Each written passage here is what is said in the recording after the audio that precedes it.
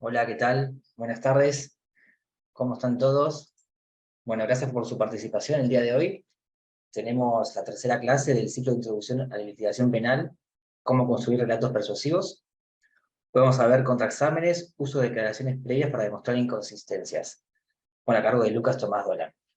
Les cuento su currículum antes de comenzar.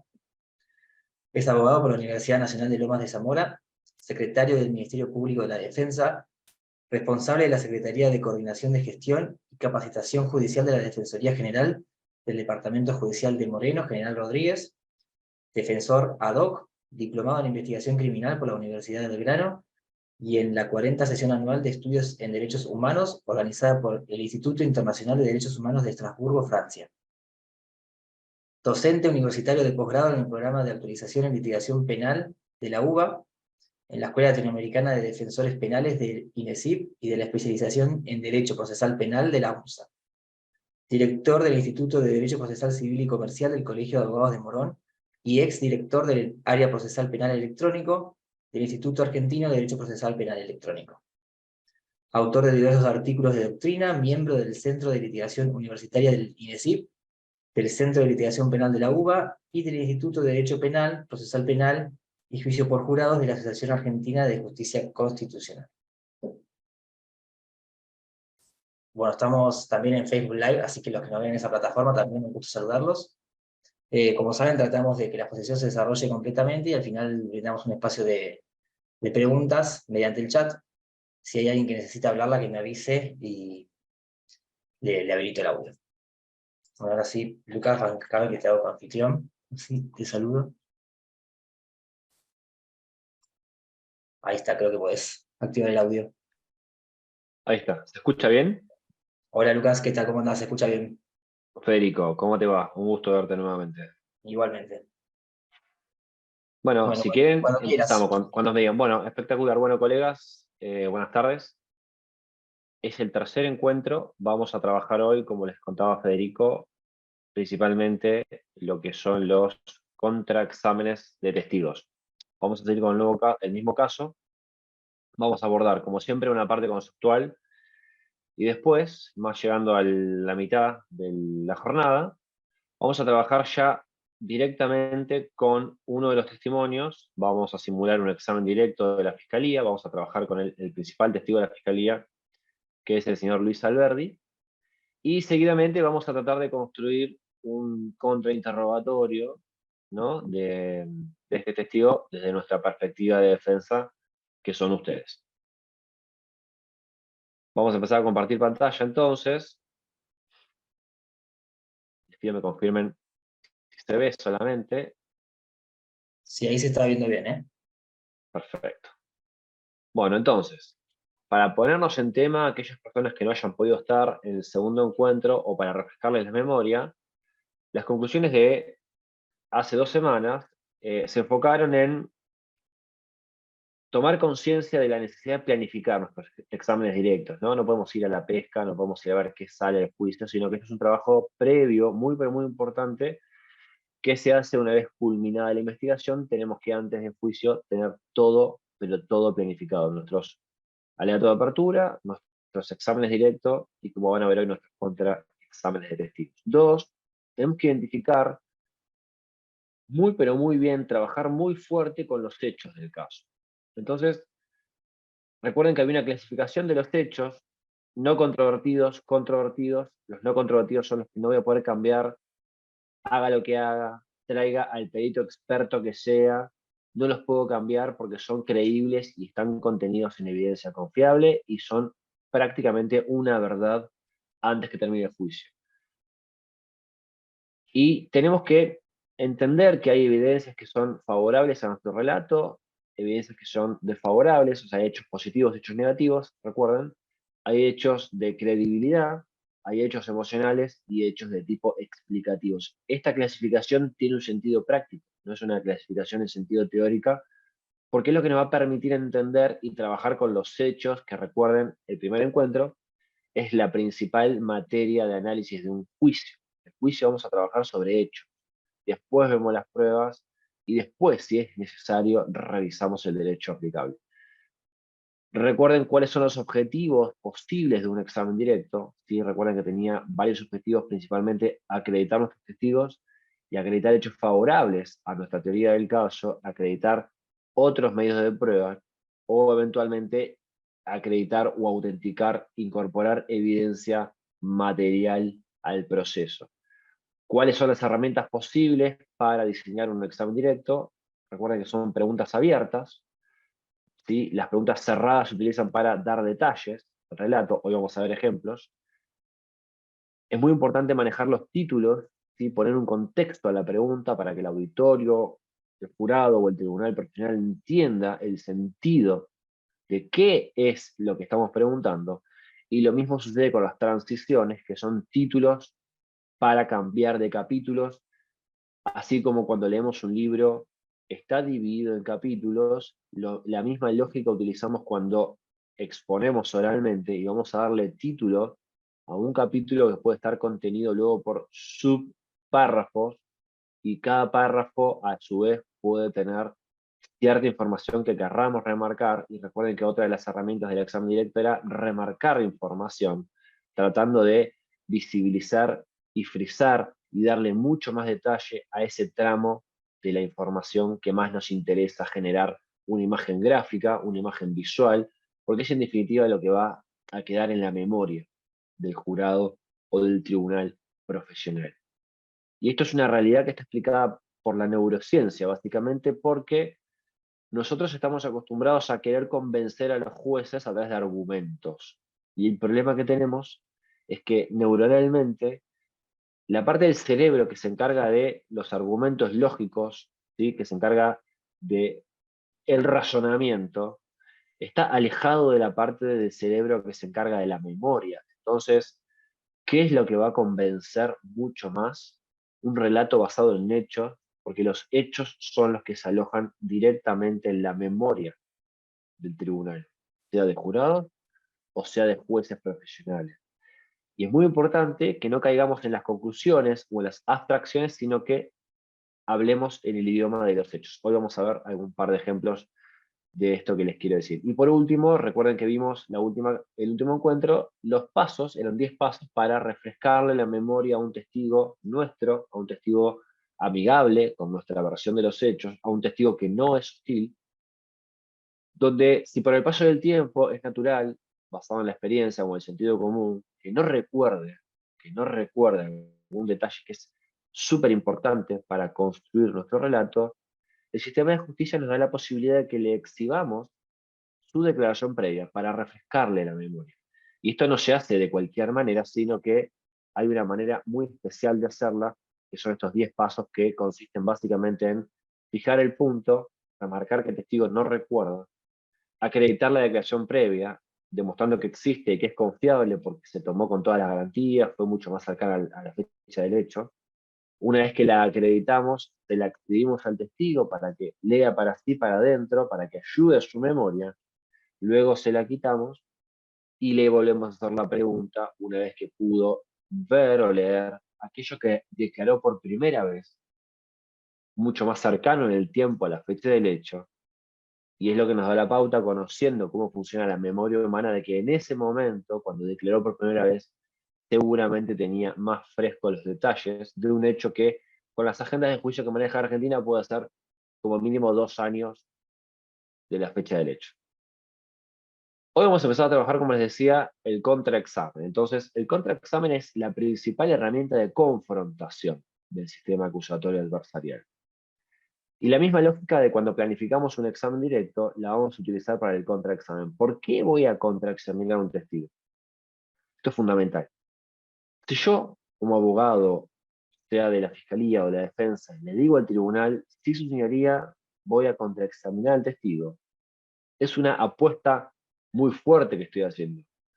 Es una promesa muy importante que le hago al tribunal de que, por alguna razón, este testigo no es confiable, está equivocado o está mintiendo. Estas son las 3 maneras de intentar revertir el sentido negativo de los dichos de un testigo. O sea, si yo quiero desacreditar a un testigo o desacreditar su testimonio, tengo estas tres líneas de trabajo. El testigo no es confiable, el testigo se equivoca, el testigo está mintiendo. Pero yo para ello tengo que construir un relato a través del contraexamen, dándole buenos hechos al tribunal para que esta conclusión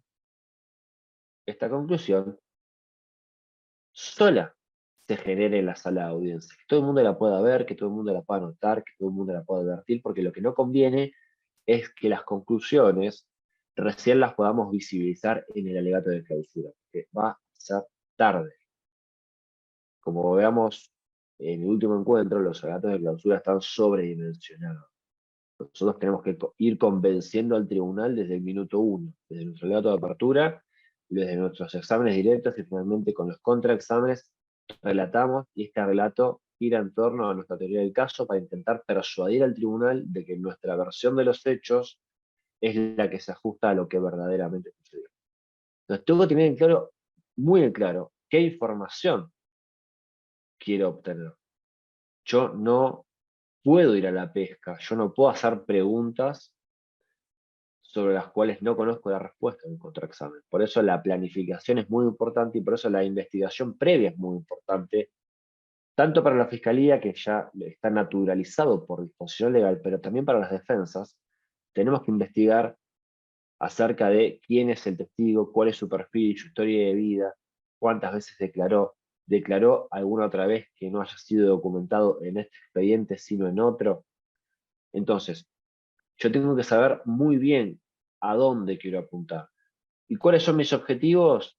Esto que les decía recién, yo puedo tener un objetivo de mínima, que es demostrar que no es confiable el testigo, por ejemplo, haciendo uso de hechos secundarios, que pueden ser condiciones de visibilidad, tiempo de observación. Si yo quisiera decir que un testigo, por ejemplo, en un accidente vial no es confiable, yo tendría que tratar de establecer que su foco de atención no estuvo en la mecánica del siniestro, sino en otra cosa, por ejemplo, que estaba con su teléfono celular, estaba con su hijo, con su hija, con su mascota, que estaba esperando el colectivo y que por eso su mirada estaba orientada hacia otro lado, o el tiempo de observación. Fueron 5 minutos, fueron 2 minutos, fueron escasos segundos. Normalmente en los accidentes de tránsito, cuando la persona no está mirando al lugar, primero escucha el impacto, automáticamente, por una cuestión de intuición, de instinto de supervivencia, fija la mirada hacia el lugar de donde proviene, donde cree que proviene el ruido, para intentar resguardarse, y es lo que termina viendo es la final de la secuencia. Entonces, si yo quisiera establecer que ese testigo no es confiable o se equivoca o está mintiendo, tendría que darle al tribunal muy buenas razones de hecho para que esta conclusión, este objetivo, lo pueda aceptar. Y yo no puedo decirle al testigo directamente, señor testigo, ¿no es verdad que usted no vio bien? Porque eso es una conclusión, eso no es un hecho. Eso es una construcción que yo hago, un argumento sobre la base de hechos que tengo que construir primeramente con mi contraexamen. Entonces, una vez que tengo identificado mis objetivos, tengo que pensar cómo lo voy a lograr. Tengo que reunir información, tengo que dividir la información en capítulos, bloques temáticos esencialmente, y finalmente tengo que tener muy pero muy en claro qué conclusiones quiero llegar. Esta ficha ya la vimos, la paso rápido porque es la clasificación que les contaba hoy. Los hechos no controvertidos, los hechos controvertidos, que pueden ser todos positivos, negativos o neutros, y tanto cualquiera de los hechos siempre puede ser principal o secundario. Los principales, recuerden, son los hechos que están vinculados a la aplicación directa de la letra de la ley, y los hechos secundarios son los que tienen que ver con las razones que me permiten confiar en un medio de prueba en particular. En un testigo, ¿qué me permite confiar que un testigo está diciendo la verdad? La manera en que lo dice en la audiencia, las palabras que utiliza, el nivel de detalles que brinda, su actitud, su seguridad, su templanza, su expresión facial, pero también los hechos que rodearon a la observación. Porque un testigo declara sobre aquello que toma conocimiento a través de sus sentidos, que registra en su memoria que luego recupera a través del proceso de memoria y que puede poner en palabras eso que vio, escuchó, sintió, olfateó, etcétera, etcétera, etcétera. Estos son los hechos secundarios. Bueno, ¿cuánto tiempo vio? ¿Cuáles eran las condiciones de visibilidad? ¿Hacia dónde estaba dirigido su foco de atención? Todos estos son siempre hechos secundarios. ¿Hay razones para mentir? ¿Tiene interés en el pleito? ¿Conoce especialmente a las partes? O sea, todo aquello que nosotros conocíamos como generales de la ley, para la litigación penal se van a transformar en pequeños capítulos temáticos de información que tenemos que abordar con mucha mayor precisión, con mucho mayor eh, contenido, y el contenido siempre es un contenido fáctico, es un contenido de hechos. ¿Cuáles son los principales objetivos del contraexamen? Primero y principal, desacreditar al testigo. O sea, yo tengo que buscar buenas razones, insisto, cada vez que voy a decidir contraexaminar a un testigo, yo le voy a anticipar al tribunal que tengo buenas razones para que no confíe en él. Por ejemplo, porque tiene interés en el pleito, porque conoce a alguna de las partes, o porque tal vez su conducta previa es demostrativo de que no es una persona digna de confianza. Por ejemplo, yo podría intentar concluir en mi alegato de clausura, señores jueces, este testigo, el testigo Luis Alberdi no es confiable, por eso no deben creer todo lo que acaba de decir en el marco de este juicio, porque Luis Alberdi es amigo de Leandro Pérez. Fin del argumento. Este argumento no convence. Que sea amigo no necesariamente indica que vaya a no decir la verdad. ¿Qué tan amigo es? ¿Es amigo íntimo? ¿Amigo del barrio? ¿Amigo de la cancha de fútbol? ¿Amigo del trabajo? Uno le puede llamar amigo a muchos tipos de relaciones, pero el solo hecho de ser amigos no necesariamente implica que no debamos creerle. Otro ejemplo, señores jueces, no deben creerle al testigo Juan, porque Juan es hermano del acusado, como si todos los hermanos se llevaran bien entre sí. Según ustedes tienen hermanos, sabe que muchas veces, muchas familias se odian entre hermanos, y si tuvieran la posibilidad de destruirse recíprocamente, lo harían. Entonces, ¿con esto qué les quiero decir? Tenemos que construir y relatar por qué, en este caso puntual, el hecho de que sea hermano, de que sea amigo, es un motivo para verdaderamente no creer en sus dichos. Dos, desacreditar el testimonio. Yo podría intentar con el contraexamen también demostrar que lo que dice el testigo, sus dichos, no son consistentes con la ciencia, no son consistentes con el sentido común, no son consistentes con la experiencia, o no son consistentes con otras pruebas, con otros testigos, con otros documentos. Entonces yo ahí marco la contradicción. Digo, bueno, el testigo afirma haber visto este accidente de tránsito que les contaba hoy a más de 150 metros de distancia. Lo que pasa es que el testigo habla en términos de calles solamente. La parte actora le pregunta, bueno, ¿usted qué calle estaba? Yo estaba en la calle Sucre y Pellegrini. Bien, perfecto. ¿Y el accidente, recuerdan qué calle fue? Sí, el accidente fue sobre la calle Pellegrini. Entonces, el abogado cree haber establecido una buena condición de observación. El punto es que todavía no está establecida la verdadera distancia. Entonces, el contraexamen podría ser demostrar que el testigo estaba situado a más de 2 cuadras sobre calle Pellegrini. Y que si bien el accidente ocurrió sobre calle Pellegrini, nadie puede ver a un nivel de detalle a más de 200 metros de distancia. Esto es un buen ejemplo de cómo desacreditar un testimonio. Pero yo también puedo utilizar el contraexamen para reforzar mis propios hechos positivos. O sea, el contraexamen no necesariamente es para, entre comillas, hacerle pisar el palito al testigo en su mentira. Yo a veces puedo utilizar los dichos de un testigo para construir y reforzar mis propios hechos que sostienen mi relato. Y también puedo usar un contraexamen para acreditar evidencia material. Es decir, hay prueba cuyo origen nosotros lo conocemos a partir de los dichos de un testigo de la parte contraria. En el caso, estamos trabajando en este curso Por ejemplo, yo con el contraexamen de Luis Alberdi podría intentar demostrar que su compañero, Leandro Pérez, alias Chucky, el día de los hechos, es decir, el 5 de agosto de este año, alrededor de las 18 horas que habíamos establecido como horario de ocurrencia de los hechos, portaba en su mano un cuchillo específicamente de tipo navaja. Entonces, yo ese dato solamente lo podría construir con los dichos de este testigo, de manera directa, porque él sí es un testigo que dijo haberlo visto con una navaja en el marco de la investigación.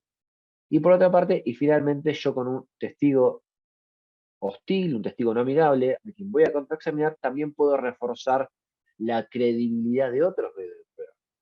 Entonces, en el caso que estamos trabajando, si yo quisiera reforzar la credibilidad del oficial Pérez o el oficial López, que son los oficiales de policía que intervienen en el procedimiento, yo podría efectivamente usar el contraexamen de Alberdi para establecer cosas que los policías afirman haber hecho para que no haya duda de que efectivamente lo hicieron. Vamos a ver ejemplos en breve. ¿Cómo ejecutamos nuestros contraexámenes? ¿Cuáles son las herramientas para llevar a la práctica el contraexamen? Primero principal, a diferencia del examen directo, en el contraexamen hacemos preguntas sugestivas. Es decir, en el examen directo hacemos preguntas abiertas o preguntas cerradas. Es decir, que no contenían la respuesta. Yo puedo preguntarle al testigo, si soy el fiscal, en este caso, señor Luis Alberdi, quiero que hablemos ahora del momento en el que usted se encontró con Leandro Pérez en la esquina de la calle Sucre y Pellegrini. Como este hecho no está en discusión, yo puedo hacer uso de esa facultad introductoria, ¿sí? Puedo poner un contexto muy concreto, porque nadie va a discutir que los dos estaban ese día en esa esquina. Por eso es importante establecer de entrada los hechos controvertidos de los no controvertidos, porque aquello que no está en discusión nos permite preguntar con mayor libertad. Entonces, yo puedo hacer mi pregunta introductoria de ese modo. Señor Alberdi, por favor explíquele al jurado qué sucedió en el momento en el que usted estaba en la esquina de la calle Pellegrini y Sucre junto con su amigo Leandro Pérez. ¿Qué sucedió? Es una pregunta abierta. Yo lo sitúo en un tiempo y lugar determinado, que es lo que no está sujeto a discusión, pero le hago una pregunta abierta. ¿Qué sucedió? Entonces el testigo me va a poder responder, bueno, en ese momento yo venía de mi casa y me crucé a mi amigo Chucky, que él recién salía de jugar al fútbol. Y bueno, de repente bajó alguien del colectivo, entonces ahí nosotros podríamos hacer una pregunta de seguimiento, una pregunta cerrada, y pedirle detalles al testigo y decir, perdón que lo interrumpa, señor Alberdi, por favor explique al tribunal por qué usted sabe que su amigo recién salía de jugar al fútbol. Bueno, porque salía de la cancha de fútbol. Entonces la pregunta es si efectivamente es suficiente para ustedes, o para mí en este caso como fiscal, generar una imagen visual en el tribunal acerca de, ok, estaba jugando al fútbol. Yo como fiscal quiero demostrar que Leandro Pérez es una víctima, que no hizo nada malo ese día y que su muerte no tuvo ningún tipo de justificación, porque yo sé que la defensa, según lo que dijo el voto de apertura y según el voto de la mayoría en el primer encuentro, va a ir por un relato de causal de justificación legítima de defensa. Entonces yo le diría, mire, permítame que lo interrumpa de vuelta, señor Alberdi, pero por favor, explíquele al jurado o al tribunal cómo estaba vestido su amigo ese día. Ah, ok. Bueno, tenía una camiseta deportiva. ¿Es la respuesta que queremos? No todavía. Hay muchas camisetas deportivas. Entonces yo debo ir más allá como fiscal con otra pregunta cerrada, tipo, ¿puede precisar ahora qué tipo de camiseta deportiva es? ¿O de qué deporte era la camiseta que llevaba puesta su amigo? Sí, una camiseta de fútbol, ok, una camiseta de fútbol. Entonces fíjense cómo ahí yo hago un subrayado y a partir de ahí voy a volver a preguntar. Esto se llama looping, que es una de las técnicas de subrayado que contaba ahí. Ok, ¿de qué equipo de fútbol era la camiseta que llevaba su amigo? esa tarde? Era una camiseta de Boca Juniors.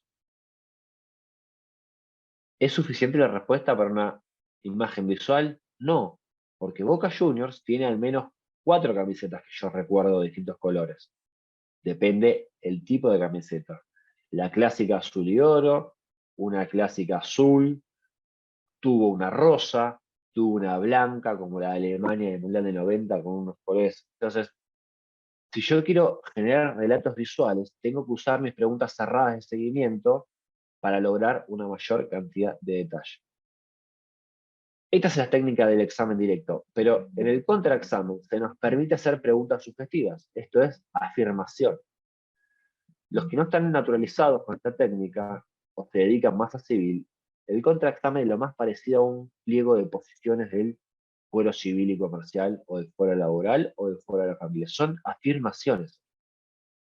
Una pregunta sugestiva contiene la respuesta, es un enunciado de hecho que yo afirmo y lo hago con una entonación que me da la pauta de que básicamente no es una respuesta, sino que es una afirmación porque yo conozco la respuesta. Esto es lo que les decía hoy.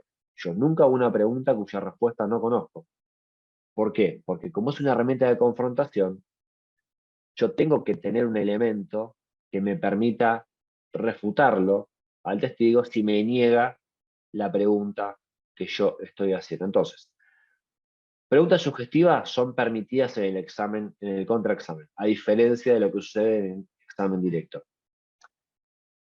Segunda regla, son de tipos secuenciales, con una entonación afirmativa. Yo hago una pregunta tras otra y la única regla que tengo es que la nueva pregunta contenga un nuevo hecho. Yo no puedo hacer una pregunta que contenga 2 hechos, porque en ese caso corro el riesgo de que la otra parte me la objete por pregunta compuesta, objeción compuesta, al lugar reformulo. Entonces, hago una sola pregunta con un solo punto de hecho, porque el testigo no va a saber qué responderme. Entonces yo podría hacer esta pregunta. Señor Alberdi, yo ahora como abogado defensor voy a contraexaminar, o sea, un breve repaso de un contraexamen de Alberdi. Señor Alberdi, usted dijo, ante las preguntas del señor fiscal, que se encontraba en la calle ese día porque se dirigía a la farmacia, porque su hijo tenía fiebre, su hijo mayor. Y entonces usted quería bajarle la fiebre, porque al día siguiente usted tenía que ir a hacer una changa que había conseguido hace una semana atrás. El testigo no me puede responder si es cierto o no es cierto, porque hay 5 preguntas distintas ahí. Entonces, si yo quiero mantener el control del testigo, tengo que hacer solamente un hecho por pregunta. Uno solo. A lo sumo, como en el caso del examen directo, y acá se usa mucho más todavía, yo puedo enlazar la respuesta anterior mediante la técnica de looping, que es un resaltado, para a partir de la respuesta subirme a su respuesta e ir por más. Y así sumando 2 o 3 veces, tranquilamente, si el tribunal lo tolera, no sería objetable. Así como sucede en el examen directo, yo uso siempre mis títulos introductorios y mis títulos de transición, porque sirven para poner contexto. Señor Alberdi, quiero que hablemos ahora, insisto, ahora me pongo como abogado defensor, que quiero mandar un mensaje al tribunal de que Alberdi, el loco, el compinche de causa de Chucky, tiene motivos para mentir. Señor Alberdi, quiero que hablemos ahora de los motivos por los cuales usted estaba ese día en la esquina de la calle Sucre y Pellegrini. O sea, si yo digo esto, a ustedes los voy a poner sobre alerta de que efectivamente yo estoy desconfiando de la explicación que le dio el fiscal acerca de los motivos. ¿Está bien? Y entonces yo ahí podría empezar diciendo, usted testificó ante el señor fiscal que se dirigía a la farmacia. ¿No es verdad? Sí, es cierto. Bien. Entonces yo siento las bases de la respuesta que me dio anteriormente, y ahora tendría que empezar a diseñar, a ejecutar, pues yo ya lo diseñé antes de la audiencia, una serie de preguntas que conformen un capítulo temático, toda una lista de afirmaciones que permitan construir la conclusión de que es mentira que estaba en la vía pública porque su hijo necesitaba medicamentos y que se dirigía a la farmacia. O sea, del registro de la causa sabemos que Alberti tiene 2 hijos. Esto es un hecho no controvertido. Pero sabemos un montón de cosas más que nos permiten concluir que es mentira que se había dirigido a la farmacia. Ahora un ratito vamos a practicar cómo sería esto. Yo en el contraexamen tengo que elegir el orden de la información. Yo tengo que empezar fuerte en mi contra y debería terminarlo fuerte. No siempre se puede lograr porque no siempre tengo 2 puntos fuertes. Lo más importante es que la información relevante, la más sustancial, la que tal vez mueve la vara, no quede desdibujada en el medio de un contraexamen, sino que mis hechos más importantes yo tengo que exponerlos al inicio o al final. Y no necesariamente tengo que hacer un relato cronológico, porque el relato cronológico, recuerden, es mucho más propio del examen directo. En mi contraexamen, si yo quiero realmente poner en crisis el relato de un testigo, yo tengo que usar ejes temáticos que no respondan necesariamente a un eje cronológico, porque eso le va a permitir al testigo estar en una zona de confort, reproduciendo un relato que tal vez generó para mentir, o está convencido que dice la verdad, pero en realidad está equivocado. Entonces yo salgo de la lógica temporal y trato de buscar capítulos que me permitan a mí demostrar al tribunal que el testigo no es confiable, está equivocado o está mintiendo.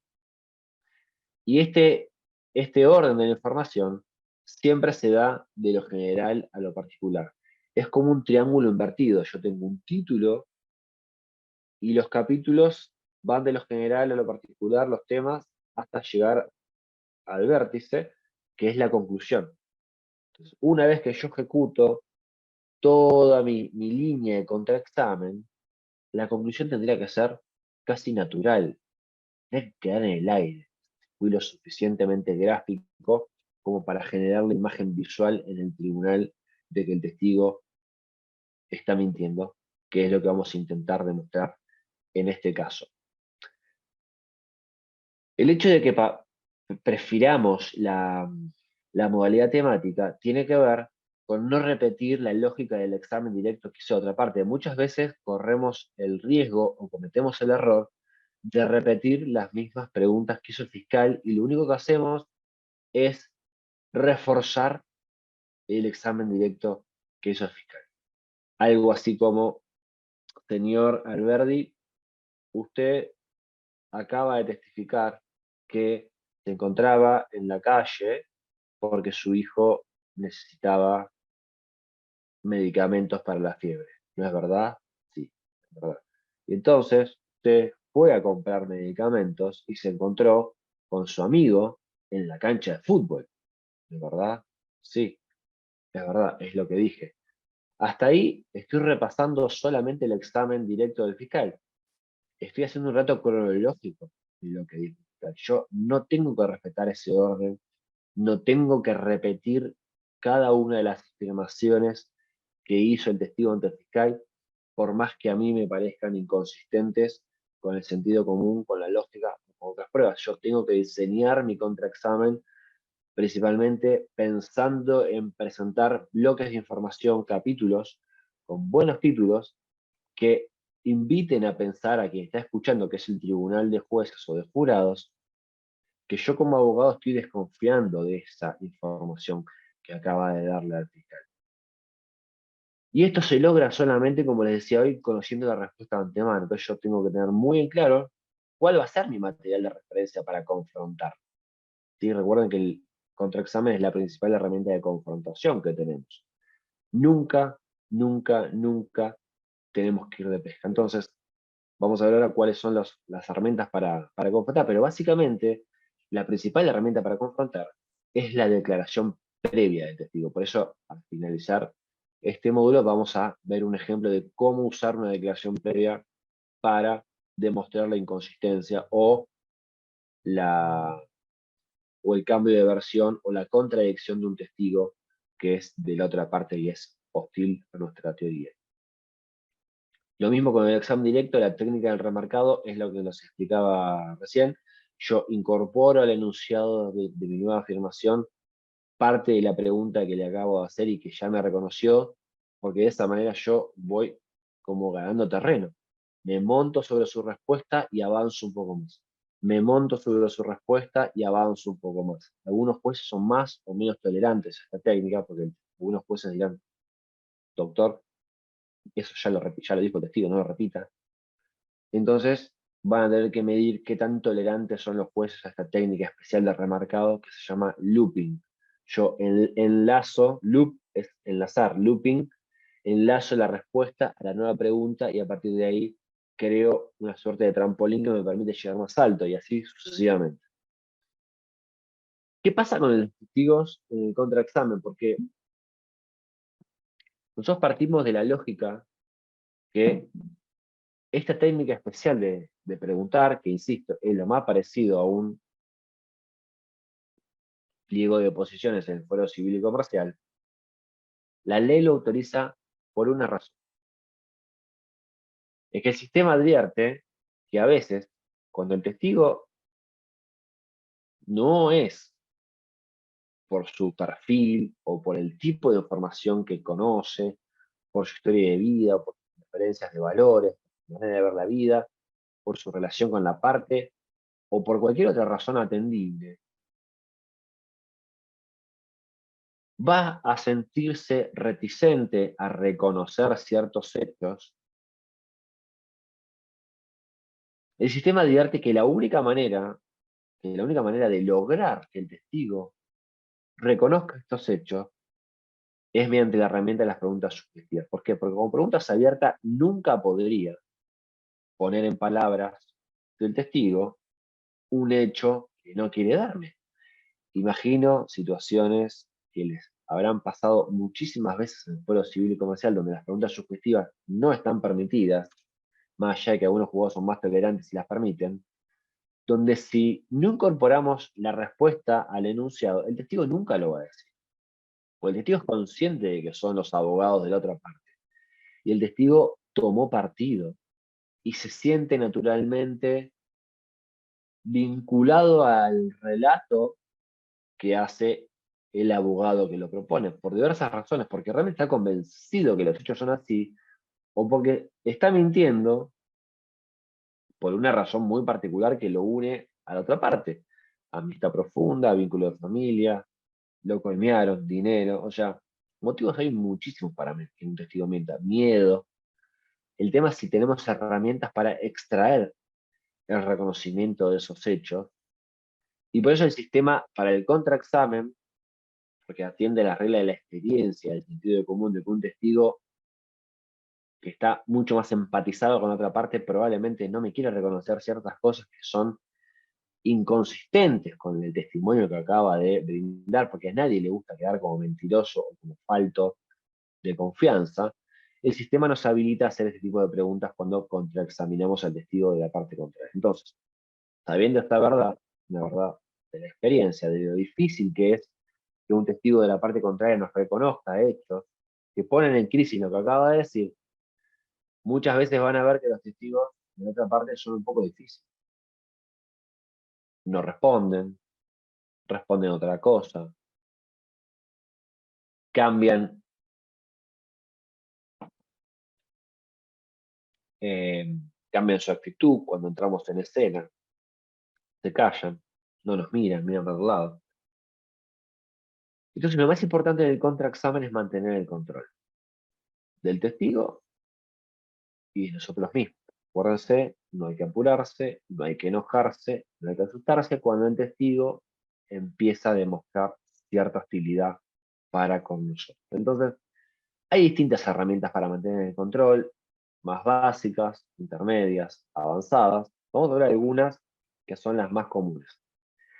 Yo le pregunté al testigo, yo soy el abogado de, eh, de Matías, que es nuestro cliente, y quiero contraexaminar a Luis Alberdi. Y yo le pregunto, señor Alberdi, bueno, quiero que hablemos ahora de los motivos por los cuales usted estuvo el 5 de agosto en la esquina de Sucre y Carlos de Leire. ¿Bien? No me dice nada, no me responde, mira para otro lado. Señor Alberdi, usted le dijo al fiscal recién cuando testificó que usted había salido a buscar medicina para su hijo. ¿No es cierto? Sí, es verdad. Y usted vive en la calle Carlos Pellegrini, 785, ¿no es verdad? Sí, es cierto, lo dije cuando el fiscal también me lo correcto. Pero ¿no es verdad que cerca de la cancha de fútbol no hay ninguna farmacia? Y no me responde.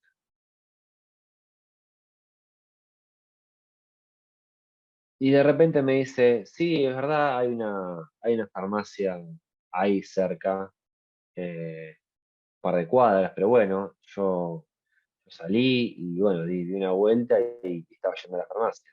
¿Le respondí la pregunta? No le respondí la pregunta.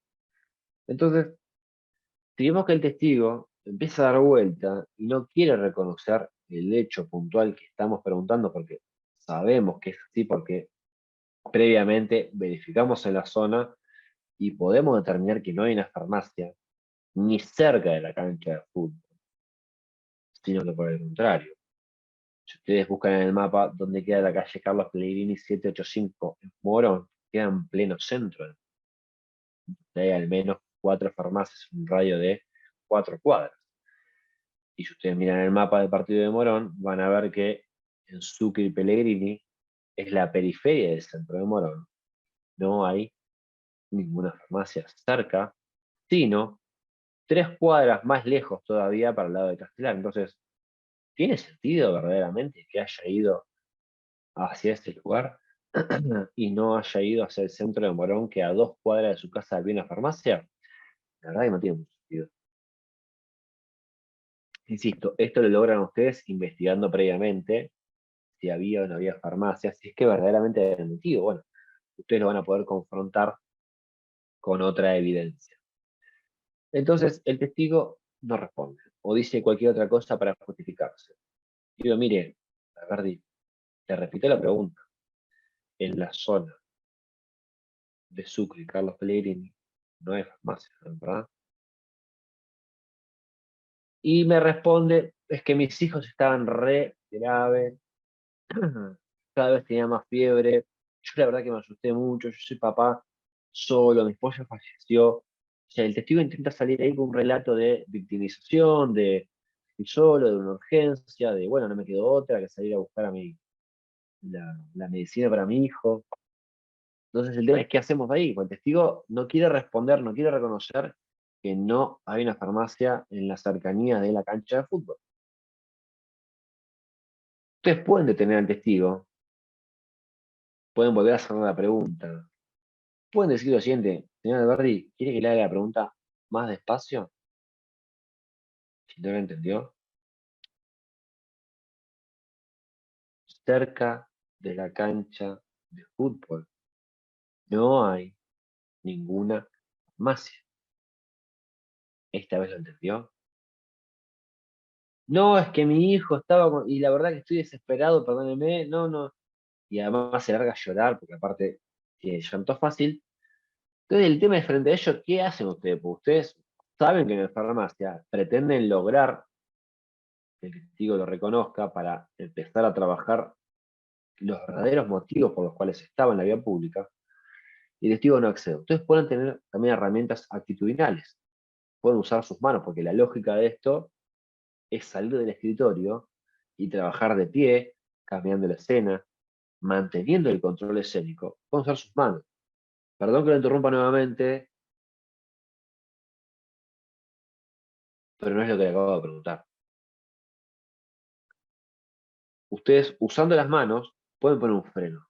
Es otra herramienta actitudinal, ¿no? Perdón que lo interrumpa nuevamente, levantan el tono de voz y le dicen, Alberdi, es la 4ª vez que le hago la pregunta. Mire, se la voy a hacer a la inversa, a ver si la entiende. En la zona de la cancha de fútbol hay muchísimas farmacias. ¿Esto es verdad?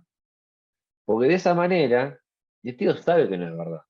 Ustedes lo ponen en evidencia, o ustedes tienen la prueba de que no es cierto, a ver si el testigo puede afirmarlo. Y tal vez el testigo diga, no, en realidad no hay muchos. Entonces, ustedes pueden decir, vio que no es muy difícil entender la pregunta. Ok, le vuelvo a hacer la pregunta. En la zona de la cancha de fútbol no hay ninguna. No hay ninguna. Entonces, lo último que ustedes deberían hacer, pero lo último es pedirle auxilio al tribunal. ¿Por qué?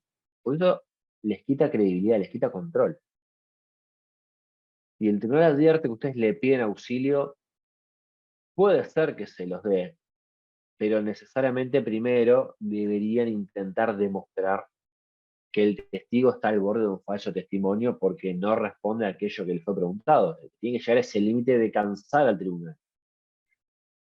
Y para ello, la técnica es agregar información que tiende a visibilizar la pérdida de tiempo. Señor Alberdi, la pregunta es muy sencilla. Le pido por favor que la responda para no hacerle perder tiempo al jurado. Este juicio lleva 3 días. Necesitamos que sea concreto en sus respuestas. O no le haga perder valioso tiempo al tribunal. No es el único juicio que tiene en su agenda este mes. Pido por favor responda a mi pregunta. Son maneras de llamar al orden al testigo sin enojarse, sin apurarse. O sea, tiene que hacerlo muy tranquilo porque tiene que demostrar completo control. Donde el testigo vea que ustedes están desesperados, es donde van a subir sus propias acciones como testigo hostil y van a bajar sus acciones como litigantes bajo control. Otra de las cosas que a veces solemos hacer, y depende del tribunal, nos puede salir como un tiro en el pie, es decir al testigo, señor Alberdi, esto es un contraexamen, usted debe responder solamente por sí o por no. Grave error. No todos los jueces entienden que el contraexamen es un sí o no. Entonces, ustedes esa herramienta, primero deberían conocer el criterio del tribunal, si la van a querer usar. Insisto, no todos los jueces, después de 15 años de la reforma procesal penal del sistema acusatorio y después de casi 8 años de juicio por jurado, se entiende que el contraexamen es una respuesta por sí o por no. El juez tal vez diga, deja responder al testigo, abogado. Usted puede hacer preguntas subjetivas, pero deje de responder lo que quiera. Tal vez mejore sus preguntas y obtendrá mejores respuestas. Son respuestas que he oído de jueces cuando uno le pide que instruya al testigo a que responda por sí o por no. Entonces, el tema del control de testigos es decisivo. Súper, súper, súper decisivo. Y estas son las técnicas para mantenerlo bajo control. La primera son verbales, las segundas actitudinales, y las últimas de las últimas y las menos recomendables de todas es pedir auxilio al tribunal, pero insisto, tienen que ya verlo cansado el juez. El juez tiene que ver que si no interviene, este es un testigo que básicamente hay que procesarlo por falso testimonio, pues está negando a decir la verdad de lo que sabe y que le está siendo preguntado. Por último, nunca, nunca, nunca, nunca hagan la última pregunta. Esto es como una regla de la bolsa de valores. Hay un dicho en la bolsa que dice que el último dólar se lo lleve otro. ¿Esto qué significa? Si ustedes están invirtiendo en una acción que todos los días sube, no pretendan llevarse el último dólar. Retírense a tiempo, retírense cuando hay ganancia todavía, porque el último dólar puede ser la caída de la bolsa completo, puede ser un lunes negro. Entonces, esto es lo mismo. La última pregunta siempre empieza con una frase que dice algo así como, ah, entonces, usted está mintiendo. Ah, entonces, usted está confundido. ¿Por qué? Porque esta es la chance que va a tener el testigo siempre de justificarse. No, no estoy mintiendo porque. No, no estoy confundido porque. Y pierden el control. Entonces, nunca hagan la pregunta que arranca con entonces, si es que lo que sigue es una conclusión. Normalmente, si ustedes se autoescuchan diciendo entonces, lo que debería seguir es entonces, no tengo más preguntas. Porque si llegaron al entonces, significa que agotaron su capítulo y lo que sigue es la conclusión, pero nunca le hagan la pregunta de la conclusión al testigo, porque insisto, le dan la chance de que el testigo se justifique, que dé razones inventadas en el momento tal vez, o que se acuerde de motivos por los cuales destruye el trabajo que estuvimos haciendo hasta hace unos minutos. Bueno, ¿cuáles son las herramientas que tengo para confrontar en el contraexamen? Porque recuerden que yo no voy a ir de pesca, yo pregunto porque sé, por ejemplo, que previamente el testigo dijo algo ante la policía, ante la fiscalía, ante otro juzgado. Yo tengo un documento con su firma ante un oficial público, policía, otro fiscal, otro juez, secretario de juzgado civil y comercial, lo que sea, donde ya volcó información que sería de su conocimiento. Entonces, lo que ustedes van a hacer básicamente es siempre verificar las declaraciones previas del testigo. Pero acá les hago una aclaración. ¿Qué significa declaración previa bajo el sistema acusatorio adversarial? Es cualquier declaración, no es solamente una declaración judicial. Puede ser una publicación de Facebook, puede ser una publicación de Instagram, puede ser un chat de WhatsApp, puede ser un mensaje de voz en el contestador. El problema que voy a tener es autenticarlo para afirmar que fue él. Es mucho más fácil que una declaración previa en sede judicial porque lo primero que se hace es tomar la identidad con el DNI y eso está haciendo una persona cuyos dichos son terminan siendo volcados en instrumentos públicos. Entonces no hay dudas de que quien lo dijo es quien lo dijo. Pero cualquier otra fuente de información que provenga del testigo, yo puedo utilizarla como declaración previa en la medida que no haya dudas en cuanto a su autenticidad. Declaraciones de otro testigo. Yo puedo utilizar otro testimonio que sé que tengo disponible en mi juicio para demostrar que este testigo en particular está mintiendo. Por ejemplo, en el caso de Chucky, yo podría intentar controvertir los dichos de Luis Alberdi si no me va a reconocer que su amigo estaba con una navaja, con los dichos, perdón, con su declaración previa. ¿Sí? ¿Por qué? Porque si el fiscal le pregunta, señor Alberdi, dígame, por favor, ¿qué estaba haciendo usted junto a Leandro Pérez antes de que bajase este masculino del colectivo? No, yo justo pasaba por ahí, estaba yendo a comprar un remedio a la farmacia y Leandro salía de la cancha de fútbol, estaba comiendo una naranja. Bueno, ¿y qué pasó luego? Pregunta cerrada de seguimiento. ¿Qué pasó luego? Las preguntas abiertas o cerradas, recuerden, empiezan con un cuándo, dónde, quién, qué, cómo, por qué, denos más detalles, por favor. O sea, nunca sugieren el contenido de respuesta. Bueno, ¿qué pasó luego? Bueno, luego bajó esta persona que le dicen Rambo del colectivo y, y bueno, y lo amenazó a mi amigo. Entonces ahí como fiscal yo podría decir, listo, dijo que lo amenazó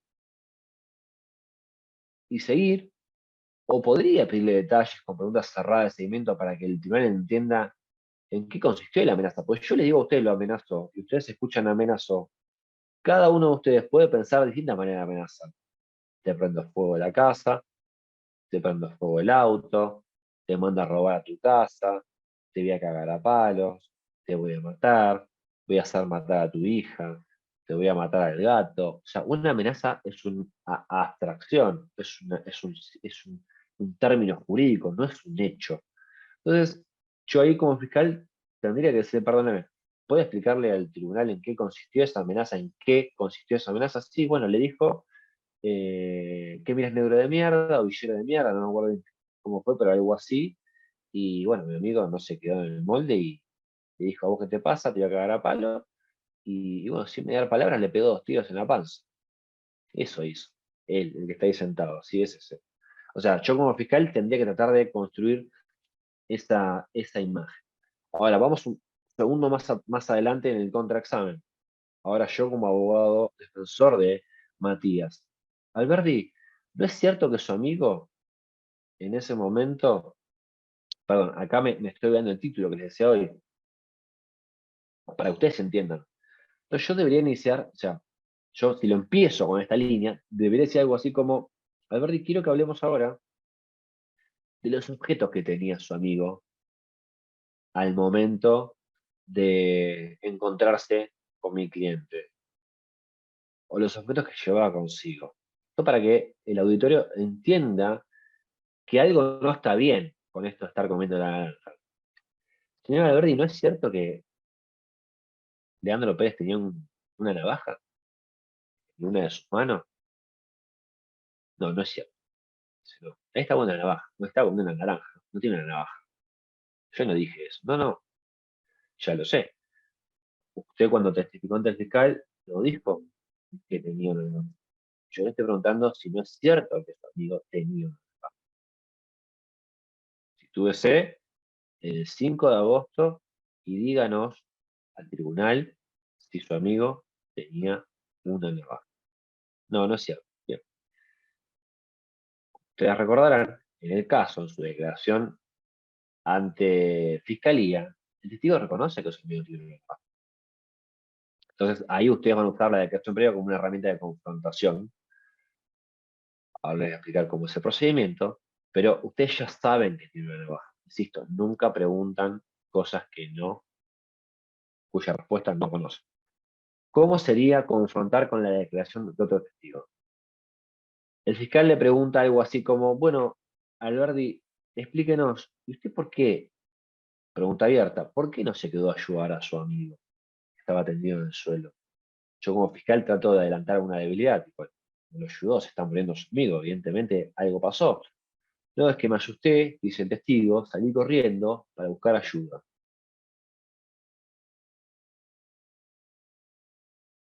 Ok, es lo máximo que puedo minimizar el daño como fiscal.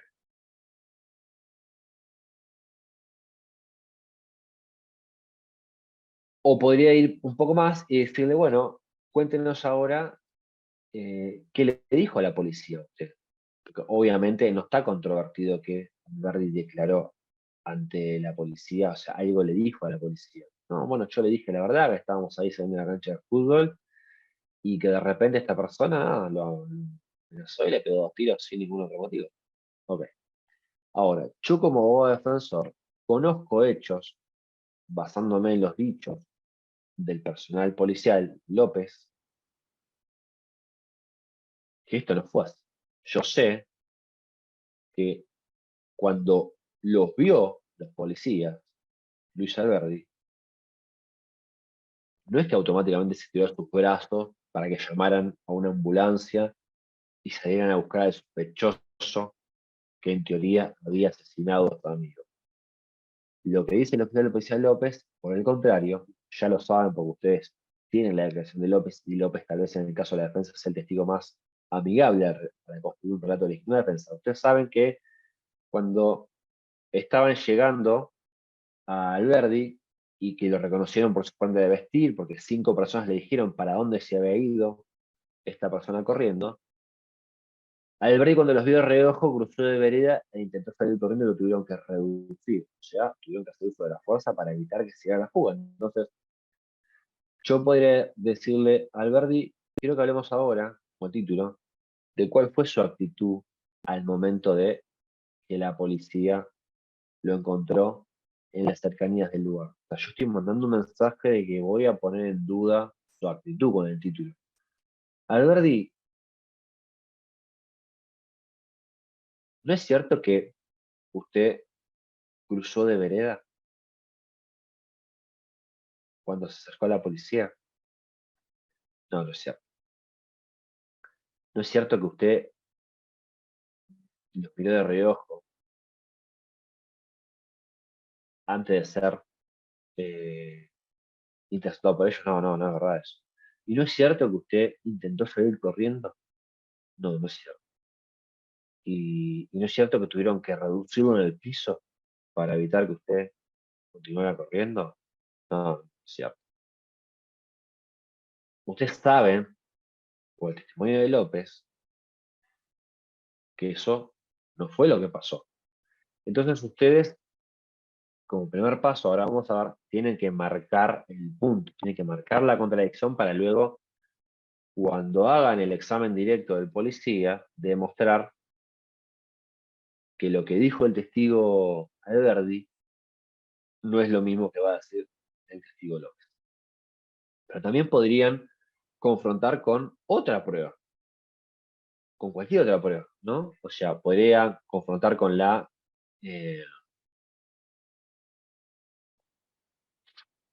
imagínense que en este caso estuviera disponible la videograbación, que no se hubiera perdido. Y en la videograbación se ve muy claro que que Chucky, que López tenía una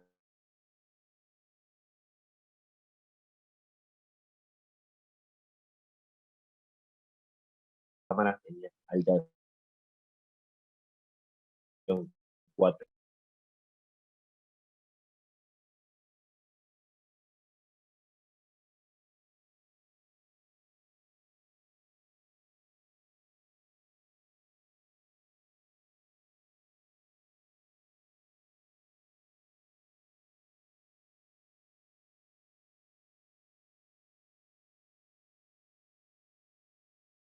Algo así como, señor López, por favor, explique al jurado cuáles son los objetos que se observan en la mano de la persona que está vestida con una camiseta de fútbol de Boca Juniors. Ya sabemos que obviamente era Chucky. Bueno, lo que se observa, diría el policía, es un arma blanca. Estamos haciendo ahora un directo de nuestro testigo, ¿no? ¿Puede ser más preciso, oficial López? ¿Puede explicar al jurado qué es un arma blanca? Para usted como policía, sí, perdónenme, es una navaja. Bien, por lo que se ve, y de acuerdo a su experiencia, usted podría pensar qué tipo de navaja es. Y mire, doctor, la verdad que es un poco difícil, pero a ver, haciendo un acercamiento de la imagen, tal vez pueda darle más detalle. Piden permiso al tribunal, hacen un zoom, y dicen, bueno, a ver, ahora vuelvo a mirar brevemente y por favor explique al tribunal, de acuerdo a su experiencia, qué tipo de navaja es. Y parece que es una navaja de esas retráctiles, por el tipo de mango, medio curvo, por el tipo de hoja. Esto para que quede claro y el tribunal pueda ver en sus ojos y en su mente principalmente qué tipo de arma tenía. Porque una navaja es un arma blanca. Y en la teoría de la defensa, que Chucky haya tenido un cuchillo, una navaja en sus manos, al momento de encontrarse con Matías, nuestro cliente, hace mucho más creíble el relato de legítima defensa, ¿se acuerdan? Entonces fíjense cómo yo podría controvertir los dichos de Alberdi estaba solo con una naranja, no tenía cuchillo con incluso otra prueba. Pero también existe la posibilidad de, en el medio del debate, pedirle al tribunal que haga lugar a la producción de nueva prueba. Esto es lo más complejo de todo porque muchos tribunales entienden que si no lo ofrecimos de antemano, tipo como el juzgado civil, tipo, bueno, y para el caso en que hipotético me niegue la autenticidad del documento, ofrezco en subsidio, y son esos ejemplos de prueba que son de 4 o 5 hojas, porque uno tiene que andar pensando hipotéticamente qué puede decir la parte demandada, la citada, el tercero interesado y qué sé yo, la mano en coche, cuando en definitiva esa necesidad de prueba podría surgir tranquilamente de una falsedad expresada en el juicio. Entonces, si si no tuviéramos esta videofilmación, pero sabemos que existe, una posibilidad sería pedirle al tribunal que incorpore la videofilmación una vez que el testigo dijo que su amigo no tenía un cuchillo. Acá el riesgo que corren es que la normativa procesal en Argentina, en provincia de Buenos Aires, Ciudad de Buenos Aires en Nación, no es muy clara en este sentido, porque lo que habilita a la prueba nueva en el marco del debate es que sea prueba desconocida por los litigantes cuyo conocimiento se haya tomado luego de la etapa procesal oportuna, es decir, luego del 338, que es la audiencia de producción de prueba, o que, habiendo sido conocida, se tornare necesaria en el marco del debate. Y esta es la pequeña puerta por la cual podemos entrar. Uno puede decir, señor juez, quisiera, por favor, incorporar una videofilmación en poder de la defensa. Objeción, dice el fiscal. Esa prueba no fue ofrecida en el momento procesal oportuno. Esa prueba fuera de tiempo, la fiscalía no tuvo oportunidad de verla, la fiscalía está transpirando porque sabe que hay algo ahí en ese video y no lo conoció en la audiencia preparatoria de juicio. Y la defensa podría decir algo así como, señoría, verdaderamente no creí que el testigo fuera a mentir estando bajo juramento de decir verdad. Creí que iba a reconocer verdaderamente cómo fueron las cosas, pero como usted acaba de ver, ante 4 preguntas muy concretas, el testigo afirma que Leandro Pérez no tenía un cuchillo y esta es la videofilmación que efectivamente demuestra que Leandro Pérez el 5 de agosto sí tenía una cuchilla en la mano. Este es un problema, insisto. Es un problema porque, como recuerdan, estamos en una etapa de transición. Los jueces y las juezas todavía no están muy familiarizados con esto de nueva prueba en el marco del debate y es un riesgo muy grande que ustedes hagan lo que yo les acabo de decir. Lo más seguro, siempre, lamentablemente, es ofrecer toda la prueba que conozcamos y la vamos usando en la medida que se torne necesaria. Y si no se torna necesaria, listo, queda ahí y ya está. Es una deficiencia del sistema, porque esto genera que entre mucha prueba que después tal vez no sea ni necesaria ni siquiera. Pero en el contexto de transición en el que estamos, es lo más seguro para las partes ofrecer las pruebas, aunque luego en el debate no se tornen muy necesarias. Pero esta es la misma lógica de ir a hacer una inspección ocular, llamar a otro testigo, y siempre la objeción de la otra parte va a ser, perdón, objeción, yo no conocí esa prueba, yo esa prueba la debí conocer antes de la audiencia preparatoria de juicio para poder conocer sus alcances, conocer sus orígenes y eventualmente prepararme para ofrecer prueba para demostrar que esa prueba no es confiable o que se equivoca. La verdad que no sabemos nada. Si el tribunal hiciera lugar a esta nueva prueba, lo elemental sería es que el juez con buen criterio, si tuvo el buen criterio de admitirla, a pedido de parte o de oficio, le propusiera a la parte, en este caso a la fiscalía, señor fiscal, no se preocupe, si usted quiere, hacemos un cuarto intermedio esta mañana para que usted pueda prepararse nuevamente hasta conocer con detalle el origen y demás características de esta nueva evidencia. ¿Se entiende? O sea, hay que garantizarle a ambas partes un juego justo y la misma posibilidad de presentar su caso y controlar la presentación del caso de la parte contraria. A ver, no hay nada más interesante desde el punto de vista, entre comillas, teatral, que sacar un as bajo la manga. Pero bueno, corren el riesgo que les explicaba recién, de que el tribunal no les haga lugar y les diga que está fuera de término, fuera de tiempo, ese nuevo ofrecimiento de prueba. Si no se trata de prueba en particular, la otra manera de expresar material de referencia para respaldar los dichos nuestros se basa en las reglas de la experiencia del sentido común. Esto que les contaba hoy acerca de una persona no tiene una capacidad visual para ver más allá de 2 cuadras.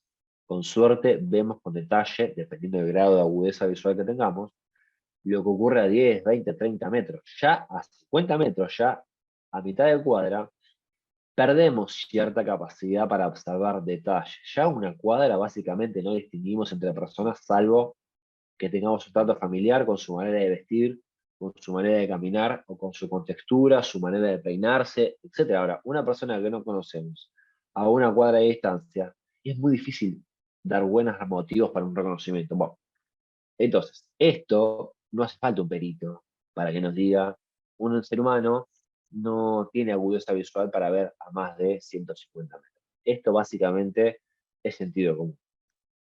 Muchas veces no nos queda otra porque no tenemos material de referencia para hacer un contraexamen con prueba, prueba concreta, y tenemos que contraexaminar basados en las reglas de la experiencia o el sentido común. Este no es el contraexamen más persuasivo para un relato, pero al menos es un contraexamen posible cuando no tenemos declaraciones previas del testigo, cuando hay otro testigo que lo refute, cuando no hay otras pruebas que lo refuten, de refiero a evidencia material, documentos, informes o pericias, o cuando tampoco conocemos nuevas pruebas para refutarlo. Bueno, nos queda confrontar los dichos del testigo con la experiencia del sentido común. El testigo dice, por ejemplo, bueno, yo ese día, es verdad, estaba recontra drogado, había tomado cocaína y había fumado marihuana 2 horas antes, y incluso reconoce la cantidad, sí, sí, me había fumado 5 porros y me había tomado 3 líneas de cocaína, pero bueno, yo como me drogo de chico, eh, puedo ver igual.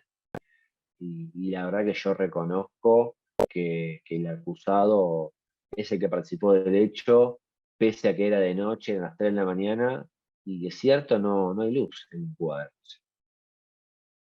Con su estado mental alterado por el uso de narcóticos, ¿no? Estando al borde de un estado de inconsciencia por intoxicación química, de noche, sin luz artificial, la verdad que es muy poco creíble que un testigo pueda reconocer a alguien que no conoce a más de 50 metros de distancia. Bueno, insisto, no solamente una pericia, porque la pericia no se va a poder hacer yo. Después de 2 años, no hay un análisis químico para ver qué condiciones tenía el testigo al momento del hecho. Entonces, no me queda otra.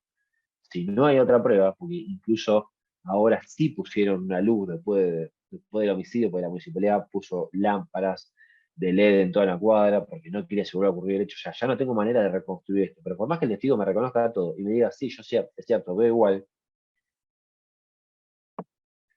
ustedes podrían trabajar para confrontar las reglas de la experiencia del sentido común. El último material de referencia para confrontar es mi propio relato de la teoría del caso. Yo ya no tengo más herramientas. Esta es la última herramienta que tengo y verdaderamente tengo que pensar y voy a contraexaminar, porque mi propio relato, lo que dice el abogado no es prueba.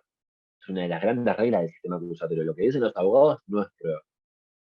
Prueba, recuerdan, son dichos de testigos, los dichos de las partes que declaran, acusado o víctima, dichos de peritos, documentos, ¿sí? Prueba material, o sea, papeles, escritos, libros, revistas, armas, navajas, etcétera, o informes, prueba informativa. Son 5 medios de prueba, solamente en sentido concreto.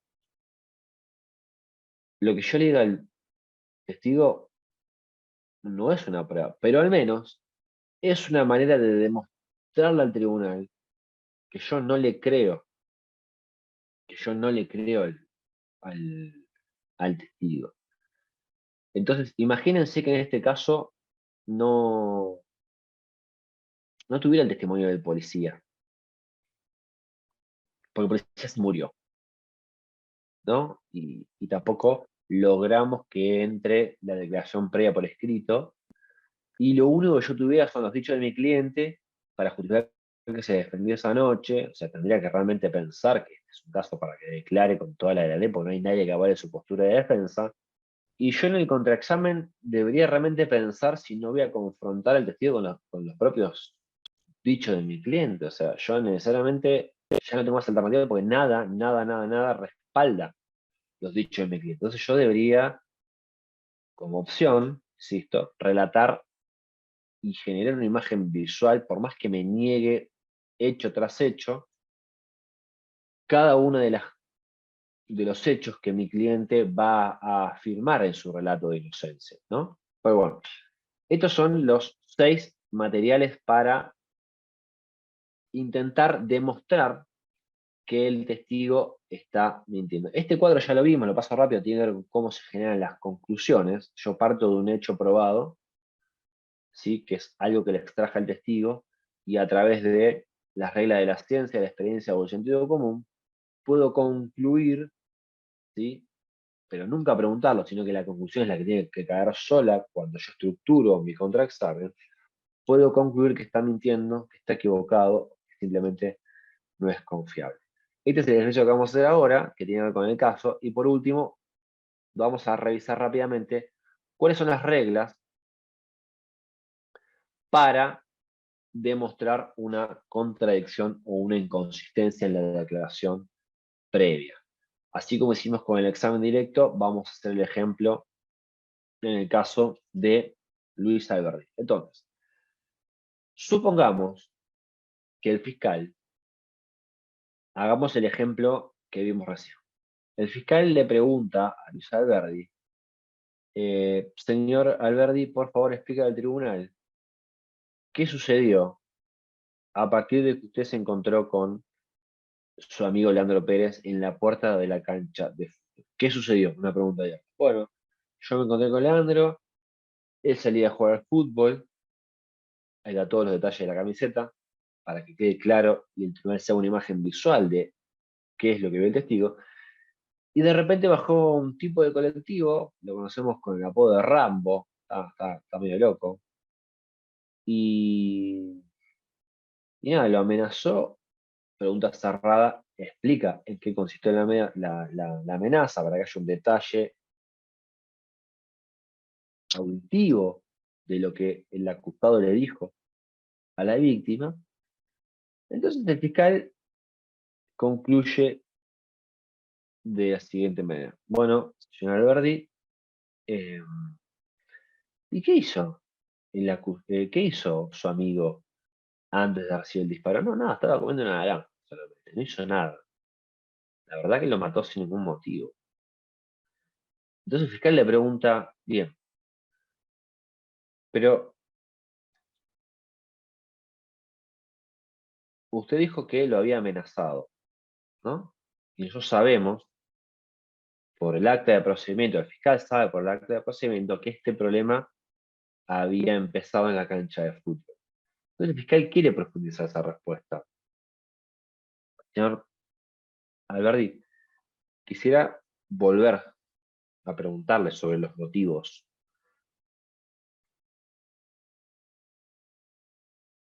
¿Qué vínculo tenía Leandro Pérez y el acusado? No, ninguno. Se conocían del barrio. ¿Puedo explicar al tribunal de dónde se conocían? No, de vista, calculo yo, de la cancha de fútbol. Entonces, o sea, el testigo se estaba olvidando de esto de los motivos, ¿no? Entonces, lo empieza a ayudar con preguntas para que no siga de largo, no siga adelante, y supongamos que el testigo se acuerda, no que no tiene ese procedimiento para refrescar memoria, ya lo vimos, pero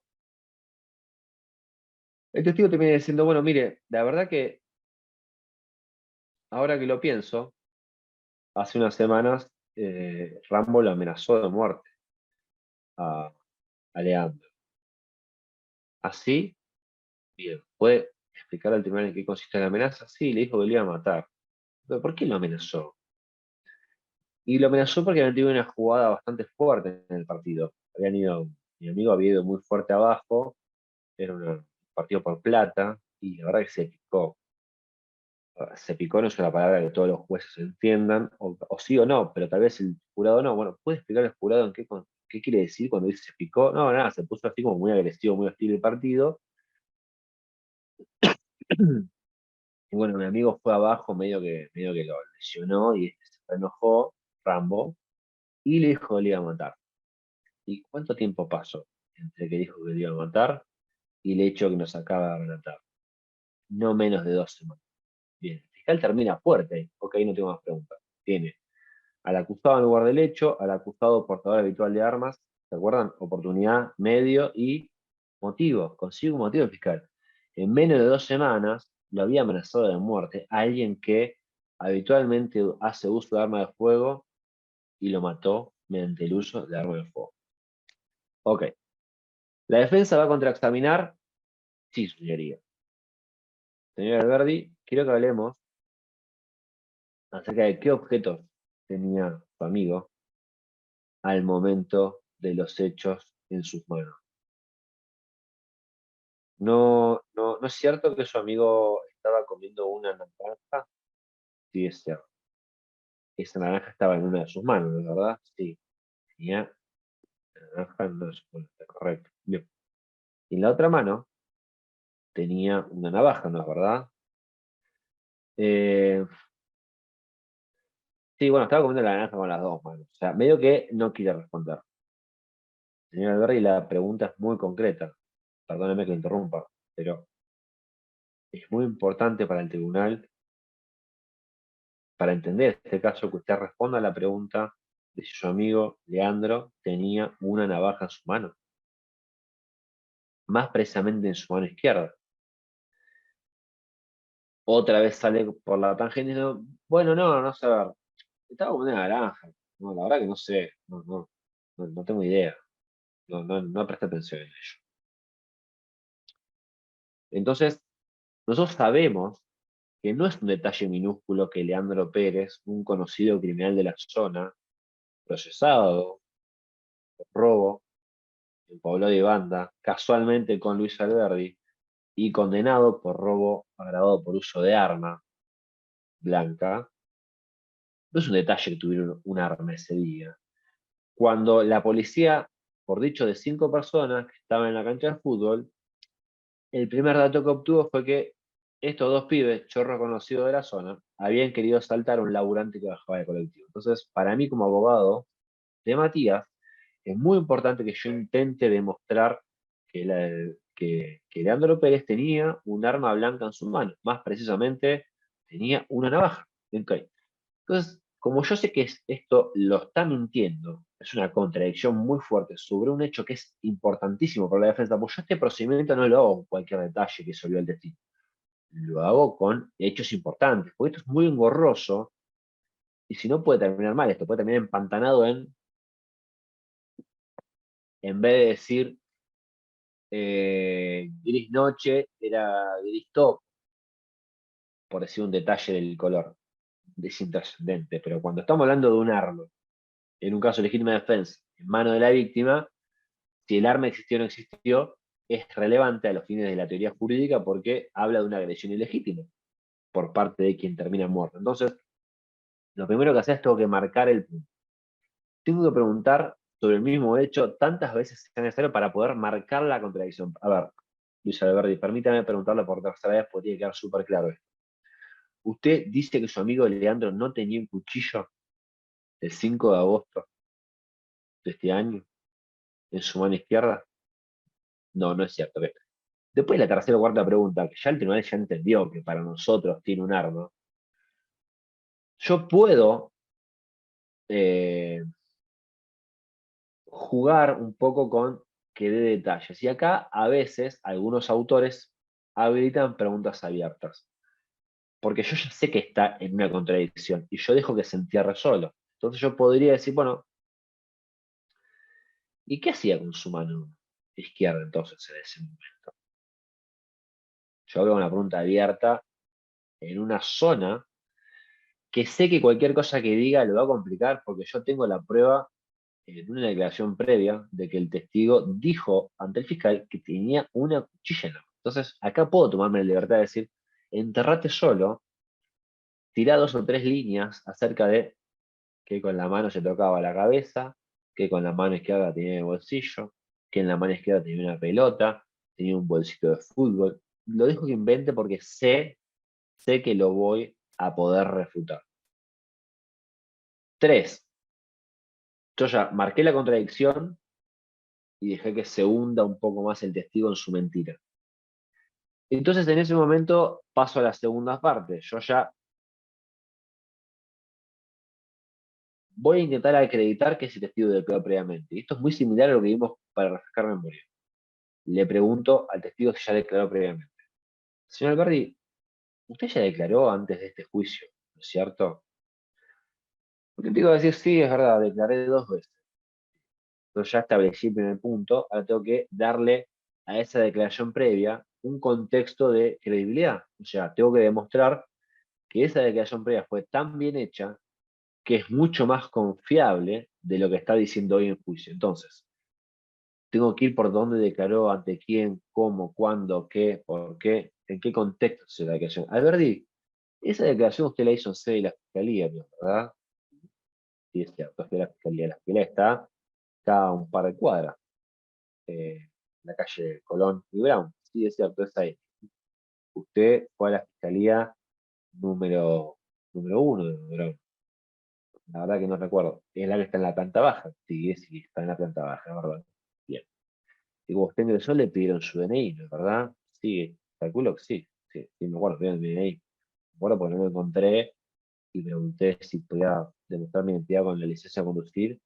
Y bueno, al final lo tiene en la mochila y fue en la casa. Bueno, le pidieron su DNI porque es muy importante acreditar la identidad de quien va a declarar, porque básicamente la fiscalía toma decisiones sobre la base de lo que le dicen los testigos.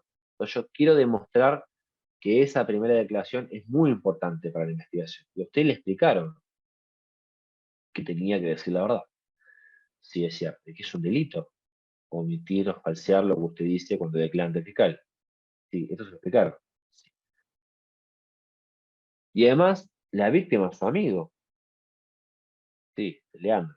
Y usted vino voluntariamente a declarar. Sí, no lo trajo la policía. No. Usted quería que se esclarezca el crimen de su amigo. Sí, quería que llegara la verdad. Quería justicia para su amigo. ¿Entiende? Yo lo voy cerrando para demostrar que esa primera declaración es súper confiable. Entonces, usted le dijo al fiscal todo lo que sabía en ese momento. Es correcto. Y el fiscal tomó un acta, tomó nota, sí. Y después la imprimió, sí. Y después se le hicieron leer, sí. Y recién después la firmó, sí. Entonces, una vez que yo demuestro visualmente todo lo que el testigo hizo para declarar, le pido permiso al tribunal para exhibirse al testigo. Señoría, quisiera exhibirle al testigo Alberdi una declaración que obra la investigación. El juez lo va a mirar al fiscal, el fiscal no va a decir nada porque ya sabe que su testigo está mintiendo, o al contrario, va a intentar entorpecerlo, por lo cual usted va a tener muy en claro cuál es la mentira. Objeción, me opongo. La fiscalía se opone, el testigo no ha evidenciado ninguna contradicción. Ustedes deberían proponer al tribunal, por favor, señoría, quisiera acercarme a los estrados para explicarle en qué consiste la contradicción. A ver, fiscal, acérquese, por favor. Entonces ahí ustedes deberían ya tener la declaración previa del testigo, marcado con resaltador la parte donde mintió. Y decirle, mire, señor juez, esta es la declaración de fiscalía del 8 de agosto, esta es la parte que está marcada, la que el testigo recién acaba de mentir abiertamente en su declaración. Para nosotros es importante este hecho porque coloca en la mano del acusado, de la víctima, perdón, un arma blanca, más precisamente una navaja. Señor fiscal, entonces sí, sí, es así, no había hasta lugar a la objeción, proceda. La defensa se pone de pie. Como ya se la exhibió al fiscal, esta parte la vamos a saltear, pero si queremos enrostrárselo, le decimos al fiscal, le vuelvo a mostrar la declaración antes de mostrarle al testigo, y el fiscal va a hacer, proceda. Le pido permiso al tribunal para acercarme al estrado del testigo y se la mostramos. Señor Alberdi, mire este documento atentamente, por favor. Indique al tribunal si lo reconoce. Y vemos que el testigo se hace el tonto y no entiende, la revisa, la mira, hace como si no sé qué me diste. Entonces ustedes tienen la herramienta de leerle su nombre, leer la fecha, leer que fue la fiscalía, leer que se declaró bajo juramento de decir verdad, o sea, que está en la transcripción del artículo, exhibible la firma. Tienen todas estas herramientas para que el testigo tenga razones para reconocerla. La más importante es el firme, ¿no? Uno tiende a esperar un documento que es suyo cuando está firmado, pero si insiste en negarlo, tienen todas estas herramientas para intentar que lo reconozca. Bueno, supongamos el testigo ya se rindió y dice, sí, esta es mi declaración previa. Sí. ¿Cómo estás seguro que es su declaración previa? No, pues la fecha y en mi firme. Ok, y falta la fiscalía, ¿no? Sí. Y le tomamos juramento, ¿no? Sí, ok. Ya el juez está cansado, se dio cuenta que el testigo está completamente hundido. Entonces, en ese momento, y a diferencia de lo que pasaba con la declaración previa del examen directo, acá le pedimos que la lea para sí, que la lea internamente. Perdón, que la lea a diferencia de lo que sucede en el examen directo, donde decíamos que la lea para sí porque estaba reflejando la memoria, acá lo que queremos es demostrar la contradicción, queremos que quede en evidencia. Entonces, acá es al revés. Le decimos, señor Alberdi, ¿puede leer en voz alta el párrafo que le acabo de resaltar con color verde? Entonces el testigo mira y con todo su pesar dice que efectivamente Leandro estaba comiendo una naranja. A pregunta responde si estaba con una navaja. Es habitual que use navajas, siempre tiene una navaja. Gracias, señor testigo. Le retiran la declaración previa y acá este último paso, el paso 10, es decisivo, porque acá, si nos quedamos en ese punto, corremos el riesgo de que el testigo intente una explicación. Entonces, lo que más se recomienda en estos casos es cambiar rápidamente de tema. Bien, quisiera ahora preguntarle sobre otro tema, o gracias, no tengo más preguntas. Porque es una manera muy fuerte de determinar el hecho de haber demostrado esta contradicción. Es el testigo que está diciendo que su amigo, quien dijo ser víctima de homicidio, en realidad tenía un arma blanca que podría haber usado para agredir ilegítimamente a, a nuestro cliente, que es Matías. Entonces, pensemos rápidamente, ahora dejé de compartir la pantalla, pensemos, no sé, por chat, o no sé si se puede habilitar rápidamente el audio. Decime vos, Federico, ya estamos en hora, hagamos un ejercicio breve. Sí, Sí, sí, sí, sí. dale, genial. O sea, ¿qué otras líneas de contraexamen ustedes que conocen el caso quieren que podamos practicar, ¿no? O sea, tenemos un testigo, Luis Alberdi, donde ustedes tienen que pensar qué conclusión quieren llegar. ¿Este testigo está mintiendo? ¿Este testigo está simplemente equivocado? ¿Por qué este testigo no es confiable? ¿Tiene razones para mentir? Fíjense de su perfil, el testigo, cuáles son sus antecedentes. Este es un testigo reiterante habitual. Está condenado en una causa y tiene al menos 2 causas más en trámite por hechos similares a los que se ventilan en este juicio, por robos en la vía pública de más de 2 personas en uno de los casos y 3 en otro, porque otro es un caso poblado y banda. Pero el hecho de que sea criminal de carrera, básicamente de oficio, no lo hace necesariamente un mentiroso, que es lo que decíamos hoy. La gran pregunta es si ustedes pueden construir un relato de por qué este testigo está mintiendo. ¿Tiene alguna otra razón para mentir, además de ser cómplice? O sea, que sea cómplice es fundamental, ¿no? El tema es, además de que sea cómplice, ¿qué otras razones podríamos encontrar y construir juntos para el próximo encuentro acerca de por qué Luis Alberdi no es confiable? Fíjense en lo que dijo, fíjense en lo que dijo el oficial de policía López, fíjense en sus antecedentes, en el perfil del testigo, en qué lo podría complicar decir lisa y llanamente la verdad de todo lo que pasó ese día. ¿Tiene algún motivo especial para ocultar ciertos hechos? ¿Tiene algún motivo especial para mentir y decir que ese día estaba yendo a la farmacia? ¿Qué razones de hechos podemos demostrar al tribunal en concreto de que es falso que estaba yendo a la farmacia y que efectivamente está mintiendo por un motivo muy concreto en particular? A mí se me ocurren por lo menos 2 motivos por los cuales podría mentir. A ver si recuerdan, ¿qué pasa si fuera condenado por esta causa? Por el hecho de haber intentado robarle a nuestro cliente Matías. Bien, podría perder, como dice Joana, los subsidios del Estado. En su historial, en su perfil como testigo, muy bien Joana, figura que nuestro testigo tiene 2 subsidios del Estado. Sabemos que está bajo prisión domiciliaria, como agrega Graciela, excelente. Entonces, 1. En la causa de la prisión domiciliaria podría haberse revocado el beneficio si no hay justificación alguna para haber salido de su domicilio, con lo cual este testigo necesita sí o sí una excusa para que no se le revoque la prisión domiciliaria. Excelente, Graciela. Y excelente también, Joana, porque si se demuestra que efectivamente en este caso estaba robando y fuera condenado, podría perder los 2 beneficios que tiene en virtud de una nueva resolución del Ministerio de Desarrollo Social.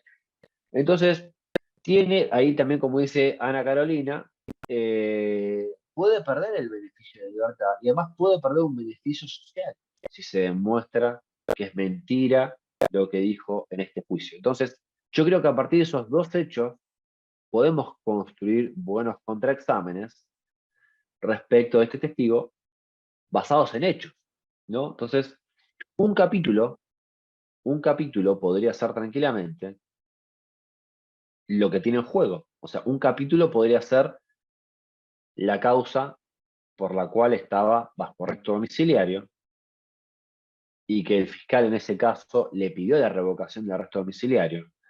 y que él, como tiene antecedentes, efectivamente sabe lo que significa violar un arresto domiciliario. Otro capítulo podría ser lo que tiene que ver con los beneficios sociales. ¿Se entiende? O sea, podría ser que él sabe que siendo incluso procesado en una nueva causa, automáticamente podría perder dos beneficios sociales, que son los que lo ayudan a subsistir junto a sus dos hijos. Entonces, ¿cuáles son los hechos en concreto que nos permiten demostrar que esta persona efectivamente no había salido a comprar ninguna medicina? Para ello, les pregunto a ustedes, ¿cuál es la fuente de información, cuál es el testigo que aporta los hechos que les permita a ustedes concluir que efectivamente este testigo de salud de riesgo es mentira que había de comprar medicina para su hijo? Bien, Graciela, no tenía dinero encima, no tenía dinero encima, excelente Joana, excelente Graciela. O sea, el testigo dice de la requisa, cuando lo interceptamos, no tenía dinero, con lo cual, ¿con qué iba a comprar la medicina? Uno puede decir, bueno, iba a sacar fiado. Bueno, tendría que recontra conocer al farmacista, al farmacéutico. No necesariamente es un hecho de sentido común que todas las farmacias dan a fiado medicamentos. Entonces, que no haya tenido dinero es un muy buen indicador de que es mentira que había salido a comprar medicina. Segundo, lo que les contaba hoy, el domicilio, ¿dónde está ubicado? La calle Pellegrini, como les decía hoy, 7856, en el centro de Morón. Si ustedes se fijan en un mapa, y ustedes como defensa estudiaron su declaración, ven un mapa y pueden establecer, mediante un informe de la municipalidad que de habitaciones, que las farmacias están más cerca de la casa y que no hay ninguna farmacia cerca de la cancha de fútbol, entonces tienen otro hecho para poder refutar la idea de que no había ido a la farmacia, sino que había ido a encontrarse con su amigo para salir a robar como hacían habitualmente. ¿Se entiende? Tercer hecho que permite demostrar que es mentira que había ido a comprar medicamento. O vamos a cambiar el tema. ¿Cuáles son los hechos que permiten demostrar que este testigo es mentira y que salió corriendo para buscar ayuda para su amigo que estaba tirado en el suelo? Bien, ahí le decía Claudia, el recorrido, perfecto. Bueno, cambiemos de tema ahora. Hablemos de otro capítulo de hechos para hacer un contraexamen de este testigo, para que ustedes después lo puedan practicar. ¿Qué pasa cuando ve a la policía? O sea, Matías le da dos disparos a Leandro y lejos de quedarse a ayudar a su amigo, sale corriendo el testigo. El testigo, ante la declaración del fiscal, el fiscal le pregunta, bueno, Luis, ¿por qué salió corriendo usted si estaba su amigo tirado en el suelo como para tratar de anticipar una debilidad? Y el testigo dice, no, lo que pasa es que salió a buscar ayuda, me asusté. Entonces, ¿cómo ustedes tratarían de concluir que es mentira? ¿Sí? Que es mentira que salió corriendo a buscar ayuda. ¿Qué hechos en concreto les permiten a ustedes concluir que es mentira? Bien, Joana, excelente. En el club estaba lleno de gente. ¿Por qué no pidió ayuda en el club? ¿Está bien? Si de hecho, cuando llegó la policía, quienes estaban ayudando a su amigo era gente del club. ¿Está bien? Dos, ¿no dijo que tenía teléfono ante el fiscal? ¿Se acuerdan? Bien, ¿por qué no llamó por teléfono? Porque recuerden que la videofilmación del informe policial dice que Luis Alberdi tenía un objeto gris y opaco en su mano. Excelente, como dice Carolina. Tenía el celular. La gran pregunta es, ¿por qué no llamó a la policía? ¿Por qué no llamó a la ambulancia? ¿Por qué no llamó a los bomberos? ¿Por qué no llamó a alguien? No, dejó a su amigo tendido en el suelo. Entonces, todos estos hechos, piensen que son hechos, ¿sí? No son abstracciones, no son conclusiones, son los que nos van a permitir armar el capítulo de Alberdi. Quiero que hablemos ahora de lo que usted hizo el 5 de agosto para ayudar a su amigo. porque al fiscal le dijo que había salido corriendo yo a dos amigos. Cuando diseñen su contraexamen, le van a preguntar así, bueno, le van a poner el título del capítulo. Alberdi, quiero que hablemos ahora de lo que usted hizo para ayudar a su amigo el 5 de agosto. Usted no se quedó junto a su amigo Leandro en el suelo, pese a que estaba sangrando, ¿no es verdad? No. Por el contrario, usted salió corriendo. Es verdad, es cierto, salí corriendo con usted. Y su amigo quedó tendido en el suelo, solo. Y usted salió corriendo en dirección a la calle Carlos Pellegrini, es decir, en dirección a su casa, ¿no es verdad? Sí, salí por calle Pellegrini para el centro de Morón, bien, de donde usted había venido previamente, ¿no es verdad? Sí, de donde está su barrio, en el centro de Morón, es cierto. Pero usted no pidió ayuda en alguna otra de las casas vecinas, es cierto. Usted no detuvo a un auto, a un transeúnte para pedir auxilio, es cierto. Usted no fue corriendo a la comisaría más cercana al domicilio, que estaba en dirección contraria a solo 6 cuadras. Esto obviamente lo investigamos previamente. No, no, la verdad que no sabía esto, me dice. Usted tampoco llamó al 911. No, no es cierto. No llamó a los bomberos. No llamó al SAME. No llamó a nadie. No es cierto. O sea, una tras una, ¿no? Supongamos que me va respondiendo, es verdad, no lo hice, es cierto, no hice esto, no hice el otro. Entonces, yo no voy hasta la última pregunta de, entonces, usted en realidad estaba escapando de la policía porque usted estaba violando el arresto domiciliario, entonces usted no quería que lo encuentren. Esta es la pregunta que no tienen que hacer, ¿se entiende la idea? O sea, esta es la conclusión que ustedes tienen que construir en el alegato de clausura, que es lo que vamos a ver el último encuentro. O sea, acá sentamos las bases de la conclusión y la conclusión tiene que caer de maduro, cuando ustedes la rodean de hechos, de un relato, de, por ejemplo, todo lo que no hizo y debió hacer, sentido común mediante, si verdaderamente hubiera querido ayudar a su amigo que había sido víctima de un delito. No le dejas tirado a tu amigo, de buena de Dios, si acaba de recibir 2 disparos de arma de fuego en el piso. ¿Se entiende? Acá lo estoy confrontando con el sentido común, con la declaración de otro policía y con el resto de la evidencia que yo investigué previamente. Bueno, hasta acá el encuentro de hoy. Lo que vamos a ver, el último encuentro, es la parte final, ¿sí? Es el próximo lunes, donde vamos a trabajar juntos objeciones, algo un poco les fui explicando, les voy a decir brevemente cuáles son los tipos más comunes de objeciones, tanto para el alegato de apertura, el examen directo, el contraexamen y la clausura. Son 6 tipos nada más, de las más comunes, pues hay subdivisiones. Y finalmente vamos a ver los aleatos de clausura. Insisto, siempre con el mismo caso. Entonces, ya planteamos la hipótesis de la fiscalía, que es lo que yo les expliqué. Esta persona, teniendo oportunidad, medios y motivo, mató a Leandro Pérez el 6 de agosto del 2023 a las 18:30 horas en la esquina de la calle Sucre para Carlos Pellegrini. Y lo que ustedes decidieron con el voto mayoritario es que era una defensa de causal de justificación, de que no iban a negar que Matías estaba en esa esquina, que había bajado del colectivo, pese a que la tarjeta SUBE no le decía. O sea, había un montón de hechos que permitían pensar en salidas alternativas, pero la mayoría de ustedes concluyó que lo más persuasivo era reconocer que quién estaba ahí, reconocer que había disparado, pero ir a demostrar que efectivamente había habido una agresión ilegítima de parte de Luis Alberdi y Leandro Pérez, porque ambos habían querido asaltarlo esa tarde con un arma blanca, porque es lo que habitualmente hacían en el barrio y todo el mundo los conocía, incluso tenían antecedentes penales para hacer. Entonces, les voy a mandar hoy a la tarde, a más tardar mañana, el archivo de hoy. Vuelvan a leer el caso 2 o 3 veces más para tener ya el detalle final, porque lo que vamos a ver en el último encuentro son las conclusiones.